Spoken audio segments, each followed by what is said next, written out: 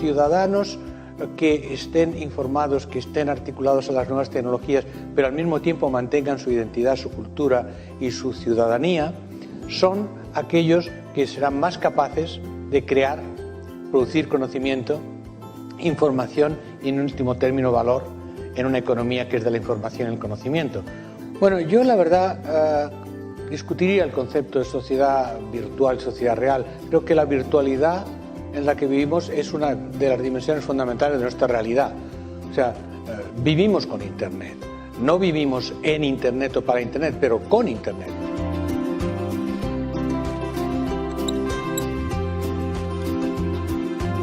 We're in a moment of time in which our society is undergoing profound and prolonged change. Technological change, cultural change, economic change, political change, and education has to prepare kids not for the world that was, but the world that will be.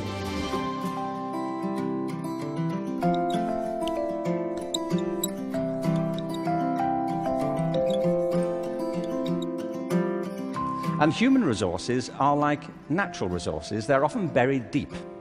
You have to go looking for them. They're not just lying around on the surface. You have to create the circumstances where they show themselves. And you might imagine education will be the way that happens, but too often it's not. Every education system in the world is being reformed at the moment, and it's not enough. What we need, and the word's been used many times during the course of the past few days, is not evolution, but a revolution in education. This has to be transformed into something else. And the reason so many people are opting out of education is because it doesn't feed their spirit. It doesn't feed their energy or their passion.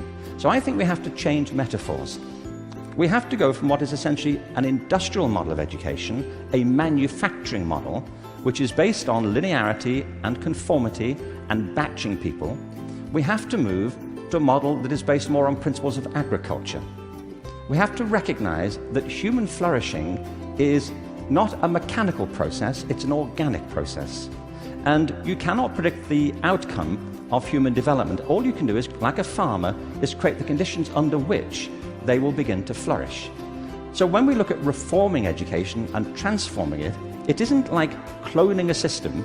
Now, in this room, there are people who represent extraordinary resources in business, in multimedia, in the internet. These technologies, combined with extraordinary talents of teachers, provide an opportunity to revolutionize education. One of the important aspects of the learning process that students need to learn is that it's social, it's connected, it's networked. It doesn't send the right message to students if we say, learn in social, connected ways, but I'll teach you in one way. So the importance of teaching together is that it gives students a multidimensional experience of knowledge. It teaches students the importance of being connected and collaborating with others in activities that we're involved in. What's different today, I think, is that the knowledge pieces are fragmenting more rapidly, and there's more fragments than there used to be. So what used to be, let's say, a 200-page textbook might today be a 5-minute video on YouTube or a 10-minute lecture on a different site. So the knowledge pieces are smaller now than they perhaps were in the past. But the interesting thing is, once your knowledge pieces become smaller, there are more configurations available. So if you have 5 pieces of information, you can connect them a certain number of ways. So that's where we need to test the validity of the knowledge coherence that we're making. But all of these, again, are part of this process of being networked and connected, and we form new ideas, and we challenge those ideas through those networks. In a classroom, you can have students start playing with video recordings and remixing videos, and you can teach them how to begin to learn or function in a social network that maybe includes students from other cities. Now, none of these things mean you have to change your curriculum yet. These are all systems that allow you to change the teaching and learning process.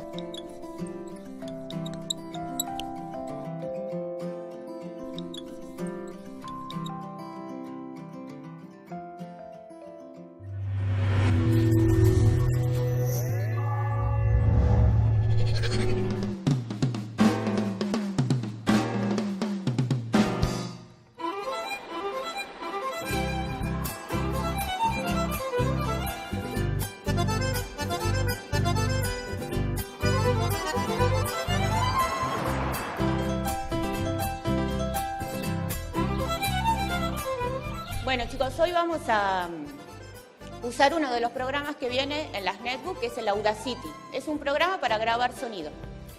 Lo que les pido es esto, que ustedes se imaginen a un científico. Ese científico tiene que estar haciendo una investigación. En un programa de radio van estos científicos, puede ser uno, pueden ser dos, pueden ser más, como invitados, y el periodista del programa de radio le hace una entrevista al científico para que le cuente cuál fue la investigación que está haciendo. Se reparten los roles, quién va a ser el científico, la científica, quién va a ser el periodista, la periodista, los locutores, los que presenten, si va a haber propaganda. Es un programa de radio, como ustedes se lo imaginen, va a estar bien. ¿Sí? Y lo único que tienen obligación es de hablar todos. No puede haber ninguno que no hable.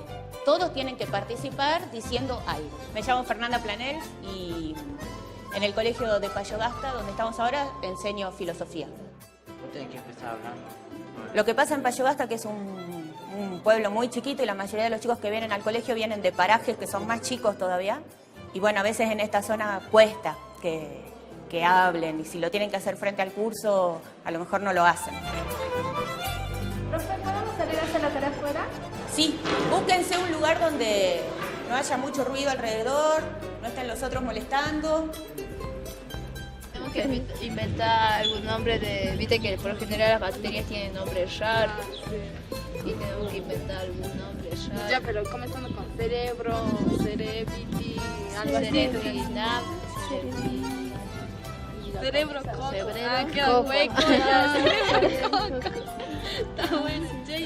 Entonces los chicos lo que hacían era grabarse con la netbook, se grababan y después hicimos un primer intento de edición para que saliera más o menos el programa. Buenos días, estamos nuevamente al aire. Esto es De Todo Un Poco. Hoy el tema a tratar es ciencia. Es por eso que tenemos en nuestros estudios a dos grandes científicas que vinieron desde la Argentina para hablar sobre una enfermedad que la denominamos cerebrococo, el cual lamentablemente ha dejado la primera experiencia que hacemos, así que falta todavía. Después faltaron un montón de cosas que no pudimos usar todavía del programa, pero como primera experiencia estuvo interesante. Los chicos hablaron, se animaron todos, pudieron hablar. Así que escuchamos todas las voces, estuvo interesante esa parte. Hola, me llamo Susan Russo, soy de Argentina y muy contenta de llegar acá a este estudio a dar a conocer esta nueva enfermedad. Hola, yo soy Cristal de Boca, vengo de Argentina capital. También tenemos en nuestros estudios la sorpresiva visita de dos periodistas. Nosotros cuando estamos frente a la computadora sí se me hace como un poco más privado, da más libertad de hablar entre nosotros que frente de toda la clase. Nos ayudó mucho para poder desarrollarnos nuestro lenguaje, poder sabernos expresar. Fue algo medio gracioso, pero dentro de todo muy interesante para nosotros poder desarrollarnos. Ya no sé, nos acabó el tiempo, así que me despido. Como siempre, mi nombre es Janet Jackson. Nos vemos en otra programación con otro tema a analizar. Muchas gracias. Nos volveremos a ver. Hasta mañana.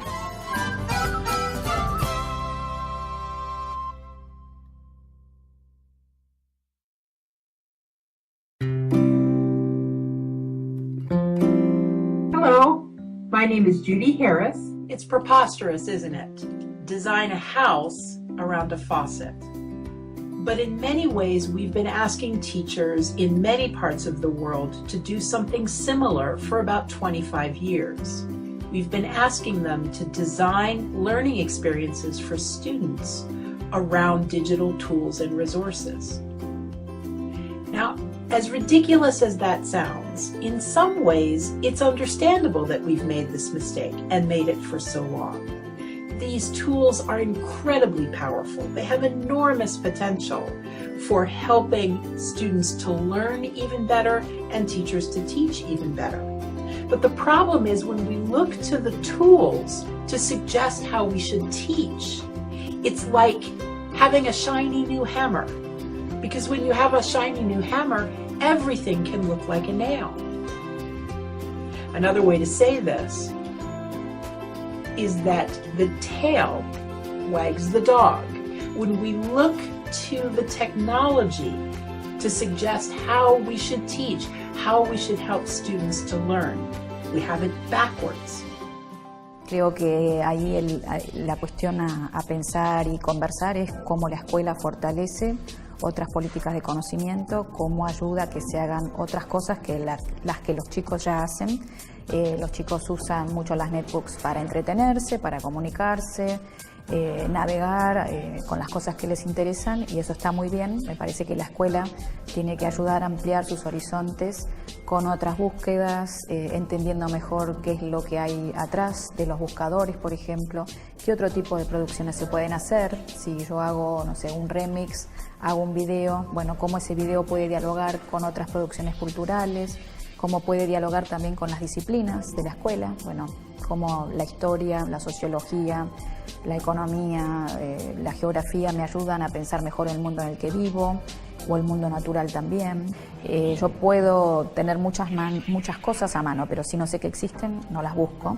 Entonces ahí, si nadie me muestra que valen la pena, que me dicen algo para mi vida, no las voy a ir a buscar. Entonces sí creo que en eso el lugar de la escuela sigue siendo el mismo en otras condiciones, que es el de poner a disposición conocimientos, lenguajes, ayudar a enriquecerlos.